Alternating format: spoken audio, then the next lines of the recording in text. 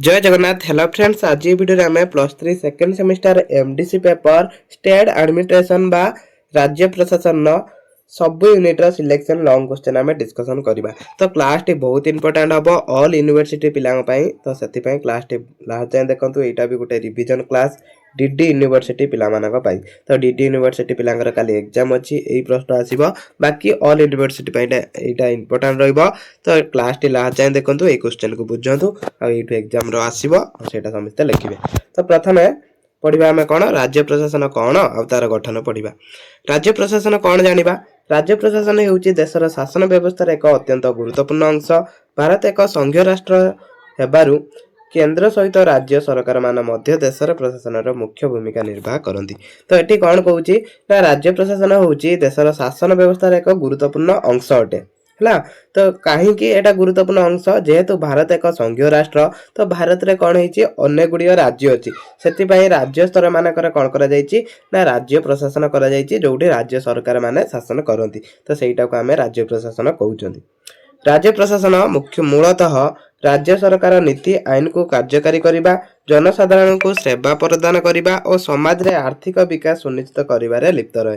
राज्य प्रशासन ये सब काम राज्य प्रशासन कौन करे तो सेटा भी आमे जानिबा। राज्य प्रशासन तारे कौन करे ना सरकार नीति आ आईन को कार्यकारी करे, ता सहित जनसाधारण माननकु सेवा प्रदान करे, सामाजिक आर्थिक विकास साधन करिଥାଏ। तो यहाँ हूँ राज्य प्रशासन कार्य। तो प्रथम राज्य प्रशासन कौन से भल कि बुझा, तापर कौटी पॉइंट पॉइंट करके लिखे से गुड़ा भी मुझे कहबी। राज्य प्रशासन साधारण प्राचीन काल रही आसी। पुरातन भारत में राजा होते प्रशासन सर्वोच्च क्षमता निहाती भाव में पुरातन काल से जेहेतु राजा मानकर शासन चलूला राजतंत्र चलूला से समय कौन होते ना राजा थे प्रशासन सर्वोच्च अधिकारी बा मुख्य। किंतु आधुनिक गणतंत्र शासन प्रणाली रे राज्य शासन लोकतांत्रिक नीति संविधान आईन आधार में कार्यकारी करे। एबे जो संविधान एबे जो शासन व्यवस्था चलुची सेटा किछि नीति नियम अनुसार आ संविधान आईन अनुसार चलुची। भारत संविधान राज्य प्रशासन गठन कार्य क्षमता स्पष्ट भाव में निर्देश करिछि।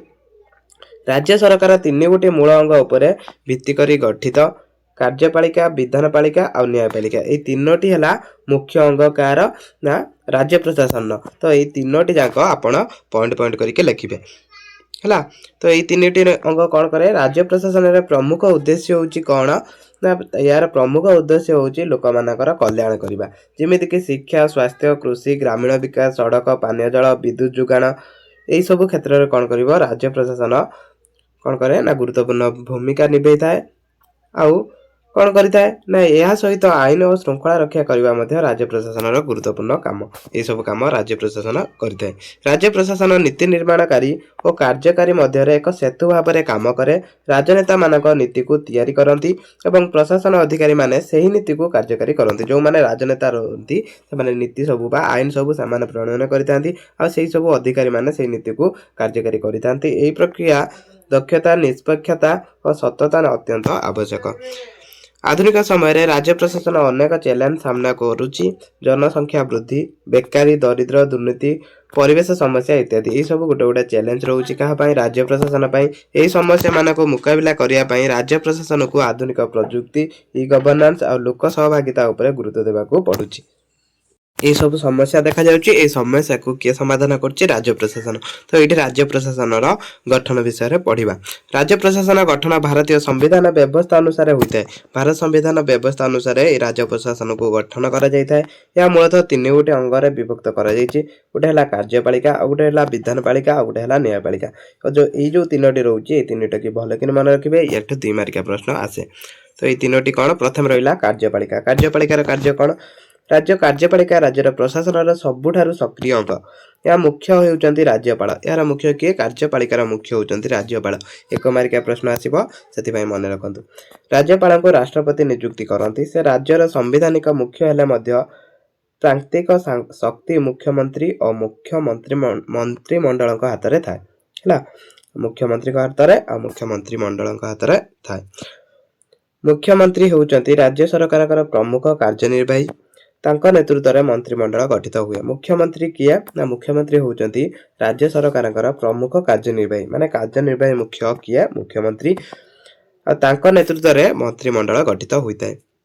विभिन्न विभाग गृह शिक्षा स्वास्थ्य अर्थ कृषि ये सब कौन होता है ना से गठन करथांती से ये सब मंत्री को से नियुक्ति दियंती किए मुख्यमंत्री तापर आसला विधानपालिका तो विधानपालिका कार्य कौन राज्य विधानपालिका आईन तैयारी करिवार दायित्व नहीं था तो आईन किए तैयारी करथाय मन रखिबे एक मार्किया प्रश्न आसीबो विधानपालिका आईन तैयारी करिथाय भारत रे किछि राज्य एक कक्ष और किछि राज्य दुई कक्ष रहिछि हला एक कक्ष कोटा विधानसभा को कह जाए विधानसभा और विधान परिषद को द्वि कक्ष कह जाए एटा मन रखिबे एक मार्किया प्रश्न पचार दे पारे विधानसभा सदस्य माने सीधा सड़क भाव में लोकଙ୍କ द्वारा निर्वाचित हुअନ୍ତି विधानपालिका माने कौन करती ना सरकार कार्यकलाप उपरे नियंत्रण रखे बजेट पास करे और नीति नहीं आलोचना करे तो ये विधानसभा जो सदस्य माने मन रखिथे एमाने कौन करती ना सीधा सड़क भाव में लोक द्वारा प्रत्यक्ष भाव में निर्वाचित होता तापर न्यायपालिका न्यायपालिका कौन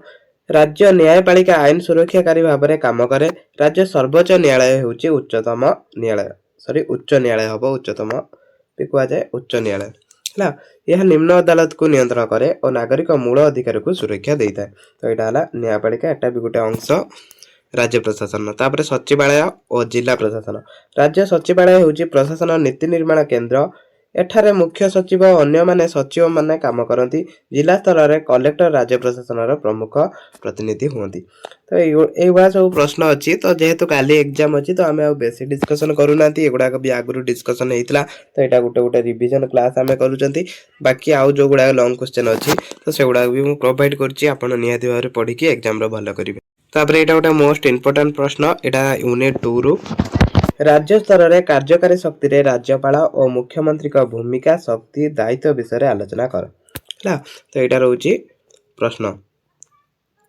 यहाँ प्रश्न रहा तो यार आंसर आम डिस्कसन करवा भारतीय संविधान अनुसार राज्य सरकार गठन केंद्र सरकार गठन सहित प्राय सामान जमी राज्य सरकार गठन हुए प्रायतः से भाया केंद्र सरकार भी गठित होता है राज्य स्तर में कार्यकारी शक्ति प्रयोग राज्यपाल मुख्यमंत्री और मंत्रिमंडल माध्यम कराए तो राज्य कौन कराए ना जो स्तर राज्य स्तर जो सब कार्यकारी शक्ति प्रयोग कराए से राज्यपाल मुख्यमंत्री और मंत्रिमंडल माध्यम कराए एमानक मध्य राज्यपाल होउचंती संवैधानिक मुख्य और मुख्यमंत्री होउचंती प्रकृत कार्यकारी मुख्य तो ये जो माने रहिले एमानक मध्य संवैधानिक मुख्य किए राज्यपाल राज्यपाल होउचंती संवैधानिक मुख्य आउ जो मुख्यमंत्री होउचंती कौन ना कार्यकारी मुख्य ये दुई जन भूमिका और दायित्व राज्य प्रशासन सुचारू परिचालना अत्यंत आवश्यक जमीक ये प्रथम देला राज्यपाल भूमिका शक्ति दायित्व तो तांकर भूमिका कौन रोचे सेटा भी लिखाई ये देखो तांकर कार्य शक्ति कौन अच्छी तो एगुड़ा सब पॉइंट कर दिखाई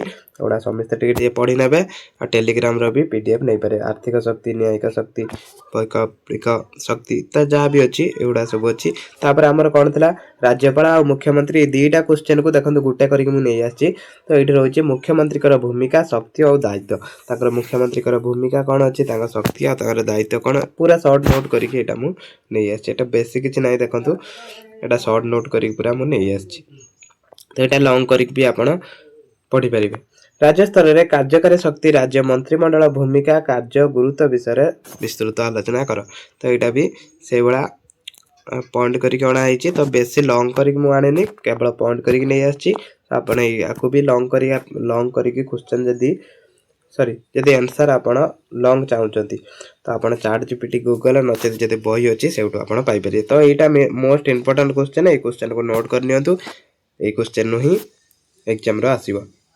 तापर हला एटा यूनिट 4 केवल यूनिट 3 रो हम पाखर नाही तो यूनिट 4 कौन इम्पोर्टाट क्वेश्चन रोची जिला प्रशासन गठन विषय विस्तृत आलोचना कर एटा मोस्ट इम्पोर्टाट प्रश्न तार आंसर भी अच्छी ये भी आंसर वीडियो पॉज करी पढ़ी पारे नचेत टेलीग्राम रो लिंक नहीं भी टेलीग्राम चैनल लिंक अच्छी कोटार डिस्क्रिप्शन अच्छी तो सेटू भी आपण पढ़ी पारे है सेटू भी आप डिस्क्रिप्शन लिंक अच्छी से क्लिक करके टेलीग्राम जॉइन होगी सेठी पीडीएफ डाउनलोड करके पढ़ी पारे तापर द्वितीय प्रश्न अच्छी जिला प्रशासन में बीडीओ भूमिका और कार्य विषय विस्तृत आलोचना कर तो यहाँ भी गोटे मोस्ट इम्पोर्टाट क्वेश्चन तो यूँ ही सब प्रश्न आसो देखिए तो ये दुईटा मोस्ट इम्पोर्टाट प्रश्न था यूनिट 4 यूनिट 2 रो भी दुईटी देले यूनिट 1 रो गोटे देला केवल यूनिट 3 रो आपको दिखाई यूनिट 1 रो दिखाई यूनिट 3 रो दिखाई सॉरी यूनिट 2 रो दिया है आउ यूनिट 4 रो दिया है ये तीनटा यूनिट जो दिया हला देखिबे तीनोटी लॉन्ग क्वेश्चन आसीबो क्लास को एट रखुची जय जगन्नाथ आशा करूची समस्त एग्जाम रो भलो करंतु।